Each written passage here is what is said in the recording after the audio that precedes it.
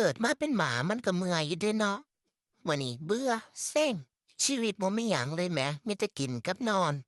ส่วนบักอ้ายก็มักแต่ไปรอฟิตประสาทผู้สาวหลายอยู่เป็นประสาทมันก็ไปก็ทิ้งกูไว้ผู้เดียว